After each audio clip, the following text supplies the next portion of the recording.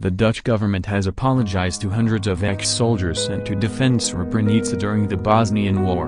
Prime Minister Mark Rutte said the troops had been under-equipped to stop the massacre and were asked to perform an impossible task. In July 1995, some 8,000 Muslim men were massacred after Dutch forces were overrun by Bosnian Serb troops. Previously, Dutch governments have insisted fault lay with the UN for failing to provide air support, but speaking to veterans at a military base in central Netherlands on Saturday, Mr. Rutte accepted troops of the Dutchbat III peacekeeping force had struggled because your mandate, your equipment and the military support you received during your mission were all inadequate for a mission that ultimately proved impossible to carry out. Today, I apologize on behalf of the Dutch government to all the women and men of Dutchbat III, to all of you here, and to those who are not with us today, Mr. Rutte told veterans, with the greatest possible appreciation and respect for the way in which Dutchbat III kept on trying to do the right thing, under very difficult circumstances,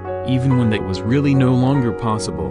In addition to the apology, soldiers deployed to Srebrenica were also given the Bronze Medal of Honor from Defense Minister Mark. In July 1995, amid a campaign of genocide by Bosnian Serb forces, thousands of Muslims fled to a UN safe zone in Srebrenica. They were protected by lightly equipped Dutch troops who were quickly overrun during a Bosnian Serb advance. After securing the surrender of the Dutch forces, Bosnian Serb troops under General Ratko Mladic took aside men and boys aged between 12 and 77 for what they said would be an interrogation. Over the next 5 days, the men were executed and buried in mass graves by Mladic's troops. Serbia has always denied the killings formed part of a campaign of genocide, but accepts it was a crime. Mr. Rutte's apology comes a year after a report made a series of recommendations into how to support the 850 troops of Dutchbat III, many of whom suffered from post-traumatic stress disorder after their experiences of the war.